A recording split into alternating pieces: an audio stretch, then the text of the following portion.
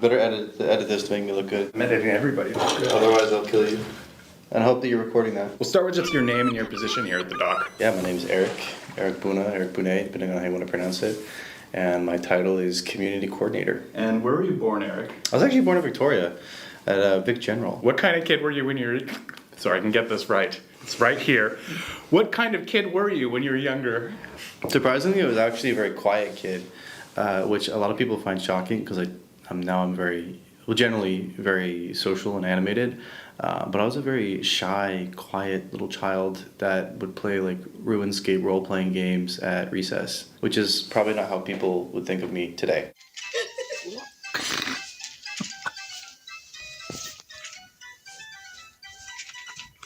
Nope. I'm always surprised when I meet people that are like really outgoing. I'm like, oh, you must have been quiet too when you're a kid. They're like, no, I've always been like this. Is like, how?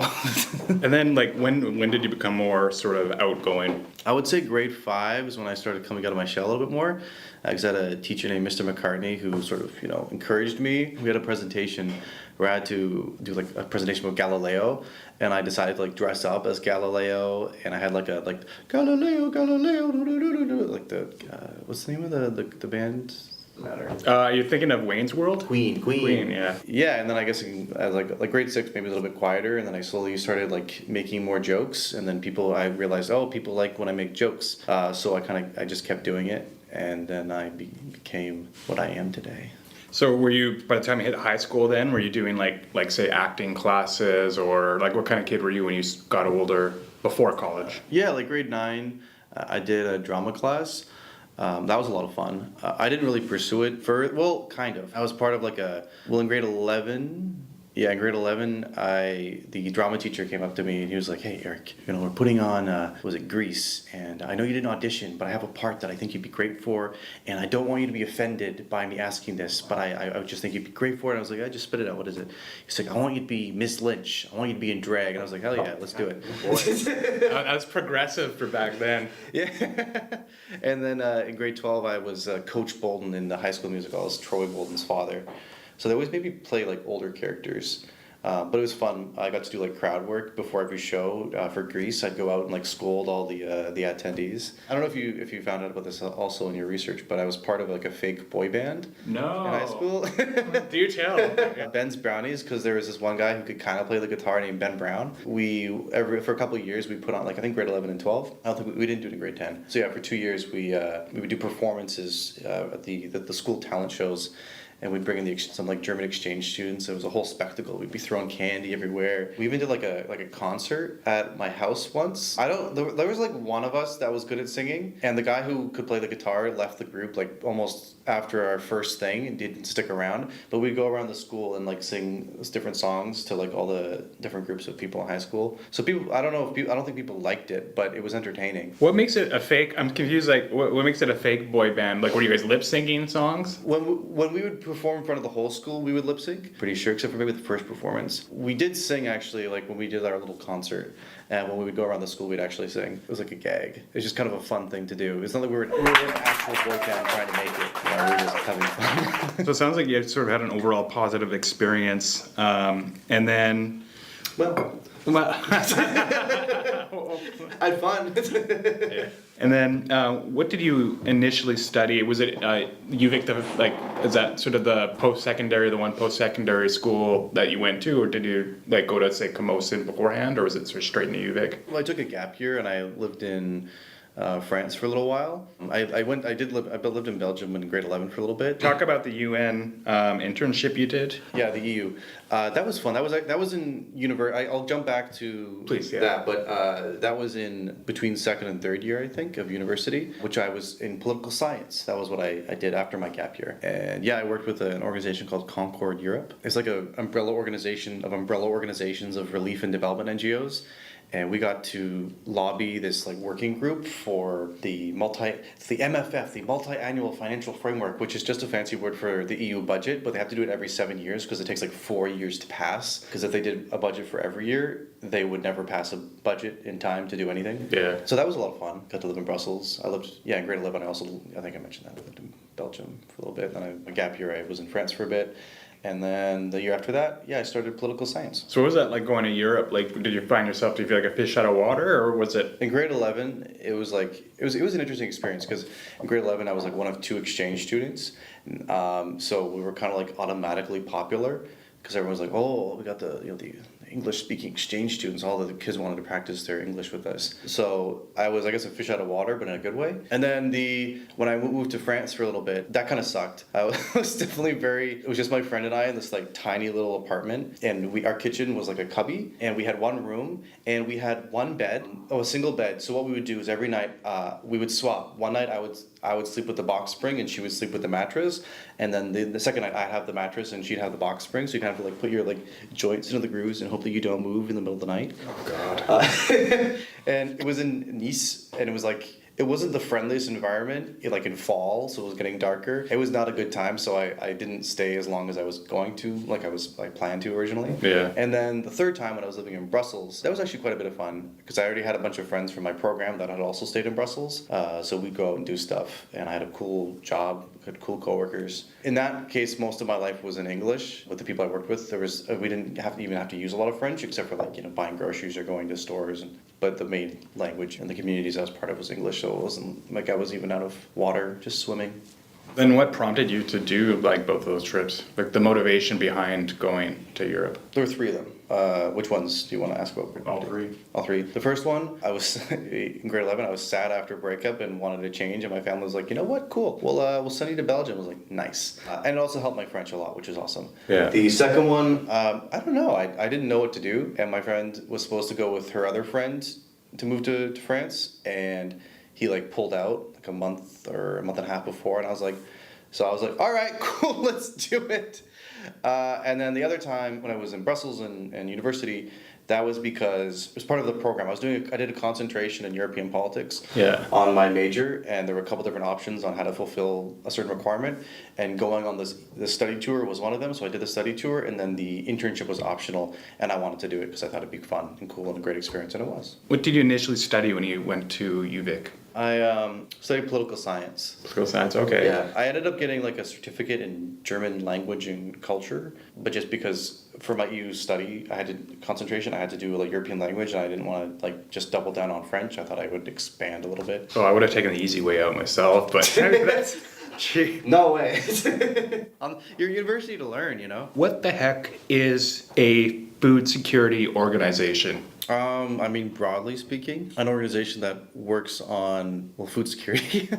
The definition of food security, like a good proper one, I'd have to pull it up because it's kind of long. There's like the FAO, which I forget what that stands for. They came up with a really comprehensive definition. But basically, food security is when people have access to affordable, culturally relevant, healthy foods, which not everyone does. Some people don't have access to one or more of those things. Especially living in Victoria, we have really expensive food. A lot of people are not food secure, even though we have. That's a really big question. People have enough food and good food and can afford food and have it. And then what brought you, because you're currently getting a Master in Community Development, could you just elaborate a little bit on what that actually means? I mean, it's kind of broad.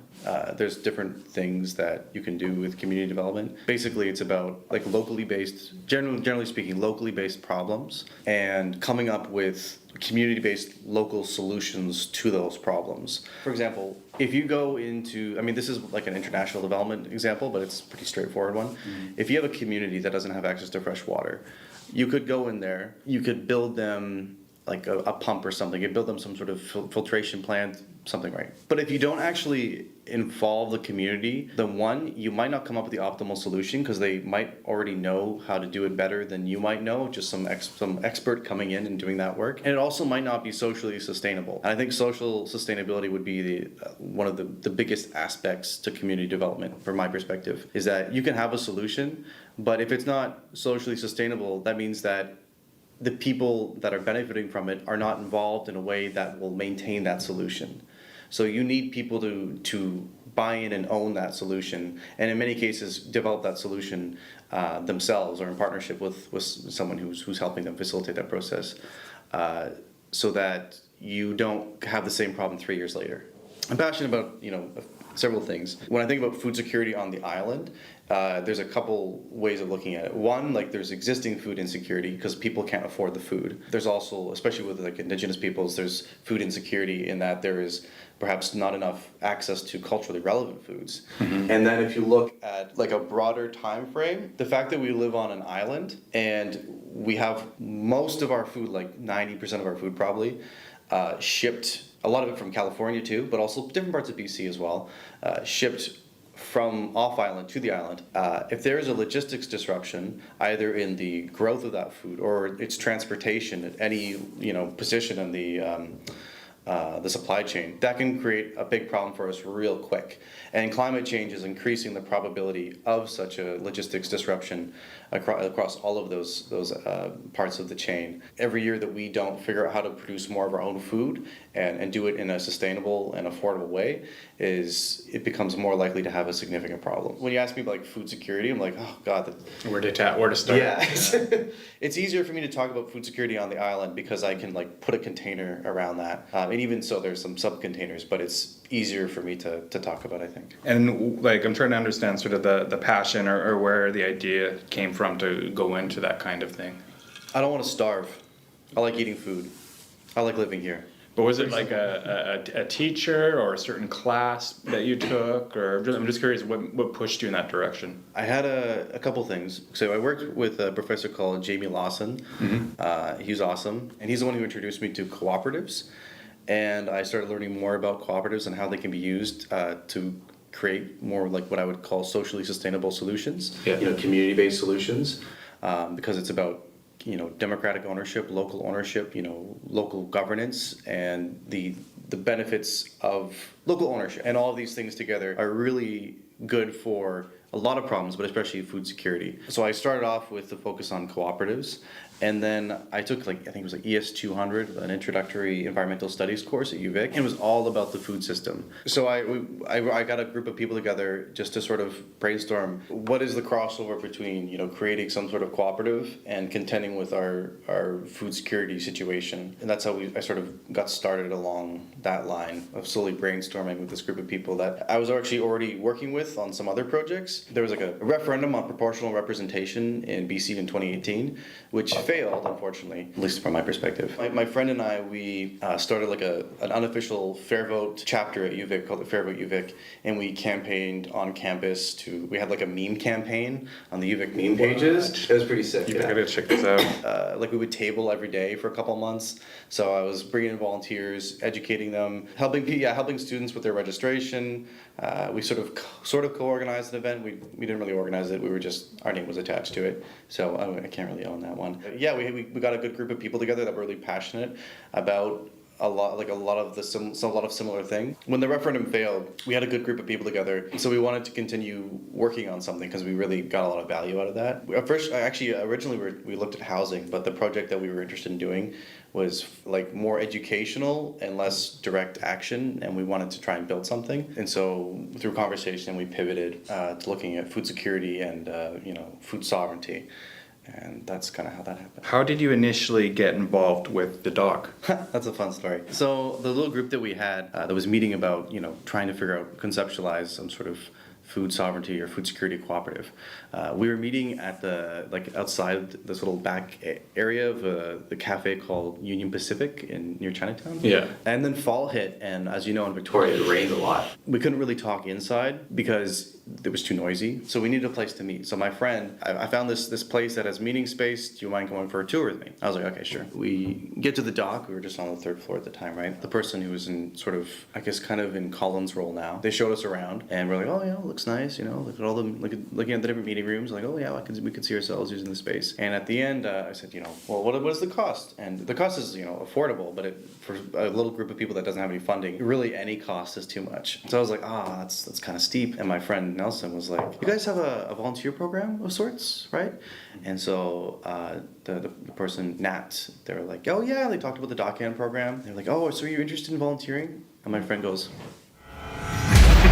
Eric, you have some free time, don't you? And I was like, hold up, you told me to come for a tour with you. Now you're volunteering me to join some organization? So I was like, are you serious? Did you have free time on your hands? I was like,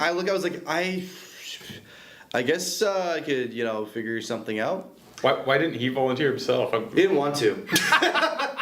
He had time, you know, he has time. Yeah. He just didn't want to. He was like, I think you might be a better fit, which is true. I am a better fit, probably. Yeah. But still, I was like, really? Really? And so they interviewed me and I joined, and then within like a month, the pandemic happened. And then soon after that, I was their only dockhand. Wow. Yeah, I always picture this place so busy because it's been busy. Even when I started, it was sort of as the pandemic was finishing up, so people were starting to come back. Take me back to being a dockhand a little bit and just sort of your first sort of experiences. Was that the first time you'd done something like that? Like what? Volunteering in general, like at a place. A little bit. When I was like 11 or 12 or something, I got a phone call at my home, and they're like, hi, I'm so-and-so with the Heart and Stroke Foundation. We're looking for canvassers. Would you like to canvass? And I was like, oh, I'm a kid. I can't do that. And she was like, oh, well, if you have a parent come with you, you can do it. And I was like, well, you know, I don't have anything else better going on, so why not? So I ended up canvassing for them, and I was their number one canvasser one year. So is that just dropping flyers off at doors? No, like going door to door and be like, hi, I'm Eric. I live down the block. I'm collecting money for the Heart and Stroke Foundation. I was like, I got nothing better going on. Yeah, I'm 12, whatever. This is literally what I said to the woman. I was like, yeah, why not? Like this or RuneScape. Exactly. Wizards 101 maybe? I don't know. Yeah. Might as well do both. The Guild Wars, Heart and Stroke Foundation. And then at what point did you transition to a working position here? When I first worked for the Dock, it was on a Canada Summer Job Grant. And it was like right after I finished my degree. I worked here for like 2 months, maybe 3 months, somewhere in between that. And there wasn't a whole lot going on at the time. It was still pretty dead. People weren't coming into co-working. So there's not a whole lot I can really say about that position. Yeah. I was here. That's what matters. You know? Security. Yeah, I didn't really have a job. Well, I had a job, but like there wasn't a whole lot to be done. Like I cleaned so much all the time. Because it was like, you know, wiping down surfaces, so I was doing a lot of that. I don't know if we really had many other dockhands, so it was kind of handy to have me around. And then I worked in some different, food security organizations for a little bit. I was working with this one organization in the summer of 2022, I think. It was like 25 hours a week, and I needed a bit of extra money, so they call and, do you have any work for me? He was like, okay, well, we'll give you like 1 day a week. So I worked, 1 day a week at the dock, just doing whatever tasks Colin needed help with. And then the grant money for that job ran up, and I was like, oh man, I need a job.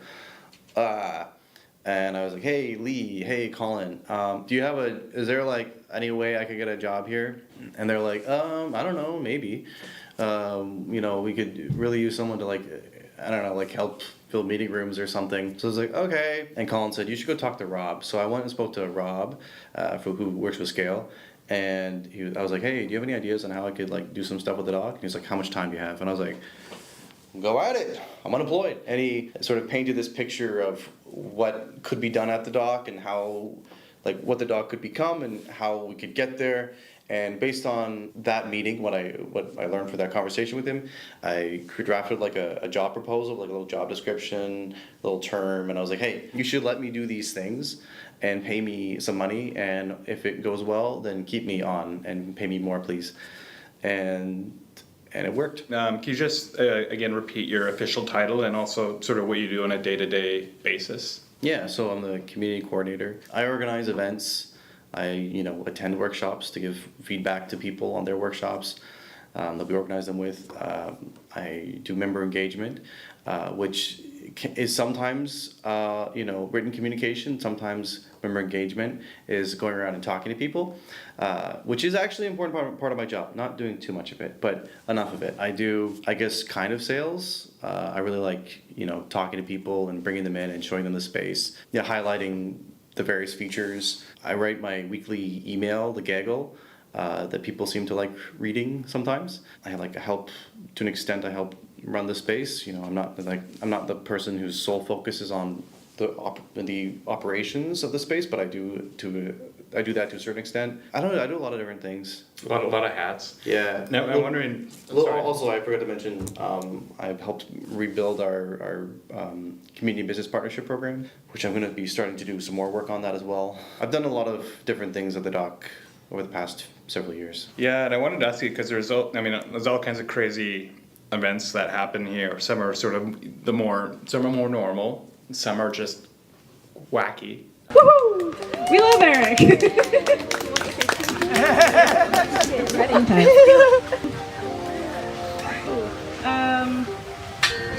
In the best way possible. So I'm wondering, what's the most stressful event you've put on, and what's the most fun? I don't know if I have a most stressful event. Is it just sort of when you have 40 people come in for a seminar or something like that, when it comes to maybe volume? I think the most stress I have with events is the stress of whether or not I'll be able to get people to come to an event. That's the one thing I hate the most about doing events is the uncertainty about will people come? Will they not come? I have to get more people to come. I have to figure out a way to get people to come to this event. That goes for a lot of events, not every event, but a lot of events I've had, that can be a problem. And so that can be sort of stressful. Mm-hmm. I guess I would do monthly lunch and learns, which I'm going to be rebooting soon. We had bring in 3 speakers and they all have 10 minutes to present. Then they have, prompts and then there's discussions. It's a lot of fun. But having making sure that, I have 3 speakers every month and I get the things done in the time to promote it and that I can get people to come in because I want, they want to share what they're doing and I want people to come in and have that shared with them. So I think the main stress is making sure that the people I'm partnering with on events get something out of it. Mm-hmm. It's not the actual running of the event. I don't find that nearly as stressful because I have a good team. That doesn't stress me out. But in terms of the most fun, the 2 that are probably the most fun are the Dock After Dark and also Sea Cucumbers After Dark. Sea Cucumbers After Dark. All my After Dark events, because the sea cucumber one, I got to dress up as a sea cucumber. What was the event? You weren't there, were you? No. Oh, have you heard about it from other people? No. Really? Really. What is a sea cucumber event? Okay, I'll tell you. Actually, the story behind this one is at one of our lunch and learns, I was talking to one of our members, and it turns out that I know her son. His name is Felix Morrow. He's doing a master's in something related to sea cucumbers, probably. Also, Eldon, one of our other members, he did some, coral reef mapping. The 3 of us ended up going to drinks together at the Drake, and Felix was talking about the sea cucumber stuff that he was doing. And he was talking about all the research and the content they had in sea cucumbers. I was like, man, we could make a really zany event. And he's like, I don't think anyone would come to that. I was like, I think you're wrong. I think a sea cucumber event, people would love that. He's like, okay, well, we can have a talk about it. So I ended up putting together a meeting with Felix and Teal Phelps Bonderoff, who I think is a Saanich City Councilor. And those 2 are the number 1 and number 3 leading sea cucumber sociologists in the world based on number of papers published. What we did is we had an event where they talked about what is a sea cucumber, what are they, what is their role in ecosystems. That we also learned about the illegal sea cucumber trade, which is a huge thing. Yeah, I had no idea. Yeah, the Yakuza make more money off of illegal sea cucumbers than they do off of heroin. What? Yeah, there was a documentary that Teal was part of creating. There was a section sea cucumbers in media where we even covered hentai. I was dressed as a sea cucumber. I read some sea cucumber poems. We had a whole set list of sea cucumber songs.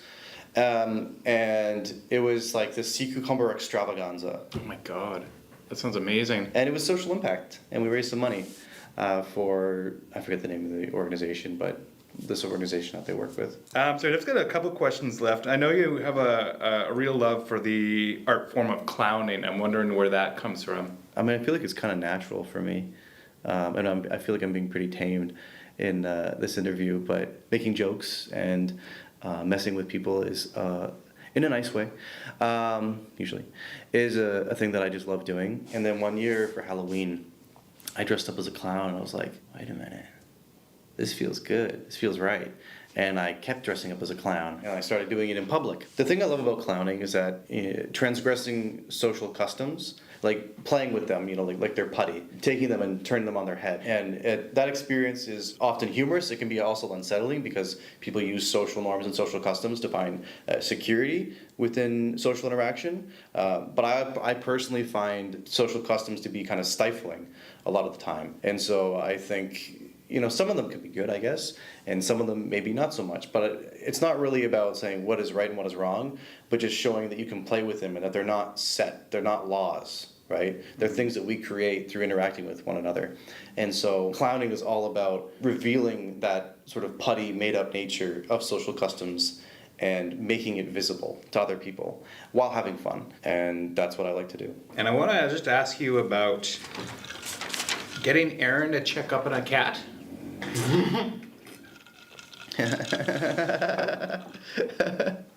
Is it true you make Aaron run errands? I like the pun there. That's good. Yeah, I love getting my friends to do strange things.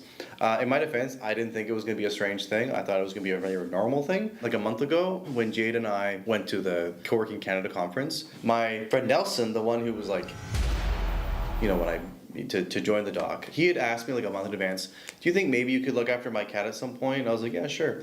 Anyways, he never sent me details and was like, hey, I'll drop off the keys tomorrow. And I was like, what are you talking about? He's like, you're taking care of my cat for the next week. And I was like, oh, am I now? That's cool. That's good to know. And so I was like, I'm going to be in Vancouver, man. When I was in Vancouver, I already asked Erin to do this, but I called Erin. Erin, she just moved a few blocks away, but she was like literally on my same block, but on the other side. For the first few months of her living here, I got her to go into my apartment, grab the key to my friend Nelson's place, walk over. We were on video chat, so I could show her which was the right door. And she gets there, and Nelson's 16-year-old son is in the house. And so when she knocks on the door, and she's like, "I'm here to feed the cat," he looks at this like random woman and is like, I got it." And she's like, "Oh, okay." I was like, can you give me the phone? So then I spoke to Nelson's son and just like was like, hey, sorry, Nelson thought that I thought I was supposed to look after the cat. He's like, nah, I got it. It was all fine in the end. But yeah, Aaron was like, what the hell did you just make me do? I just like went into some random 16-year-old's home and was like, I'm here to feed your cat. And he was like, who are you? Yeah, she's super intimidated, so I could see why a 16-year-old would be worried. Where do you see yourself in the next 10 years, or where would you like to push your career in a certain direction, whether it's managing this place or continuing work in community development or both? I guess what's, like, if you had a dream in mind or a vision? So for one, in 10 years, I would hope that our Curbside Farms cooperative, our sort of, food security cooperative, I would hope that is well established, that it's sustainably funded, and it's doing impactful work. And in 10 years, I would hope that I would also no longer necessarily be running it myself or with my team, but I could be helping build the next project, whatever that would end up being. Roughly speaking, my vision for the city and perhaps the island and beyond is that I would like things, especially essential services like food, energy, housing. I would like these things to be cooperatively owned and governed, because I think it's important for the people that benefit from something to own that thing. Like, can you imagine if, I don't know exactly what it would look like, but we have like Capri, for example. Capri is a massive property management company, and they own a whole bunch of properties, and they have such a strong control over the market. And there's a few companies that have this dominant position in the housing market, and they get to decide what the prices are. Can you imagine if all that housing was now owned by the people that live in those homes, and instead of having a profit incentive, there was a cost savings and livability and wellness incentive instead? That would drastically change what it's like to live here. Even if it costs the same amount of money, which I don't think it would probably be, the quality of life would be different. And I want to have that kind of quality of life, that the dignity of communal ownership and governance across various different things that we need in order to live sustainably and happily. So I want to help make that happen. And then how would you like to see the dock change and evolve, say, in the next 10 years? I probably won't have a say in how that really happens, but I can talk about what I would love to see. I'd love it if the dock fill out all this, both of our floors fully and also expand. Maybe we have the full building in 10 years, right? We're booming. I'd love to see more social entrepreneurship at the dock, more incubators and accelerators and programs that are locally based to help locally based organizations do work for the community. I talk about my vision for a cooperative future. It'd be so cool if the dock were part of that. If this were the center for cooperative development in the South Island. If we had some sort of programming to help teach people how to build community and live in community and support one another in community, because I think that there's a lot that we can and will just learn from living our lives, but also it's been a while since we've properly lived in community, at least in the way that I envision it. And I think, it's possible we forgot some of that knowledge and we need to relearn it. And I think it'd be really cool to have a place that is dedicated, at least in part, to facilitating the transfer of that knowledge and the development of that knowledge. So eloquent. And yeah, that's everything. Just did you have any thoughts or comments you wanted to say? Come to DJ Club, maybe? Oh yeah, you should come to DJ Club. The bass, our subwoofer is insane. Yeah, it is pretty insane. Oh, it's so good. I love DJ Club. It's fun throwing parties. I want to throw more parties. I love throwing parties. You have such a diverse crowd here too. I want to throw a clown rave. That, dude, sign me up. That's literally every single question I had. I really appreciate your time. Thank you. I expected you to ask more insidious questions, but No, I gotta keep it G-rated for this show. if you turn off the cameras, I can tell you some interesting things. Turn them off right now. Yeah, the cat was a sauce, this one I had.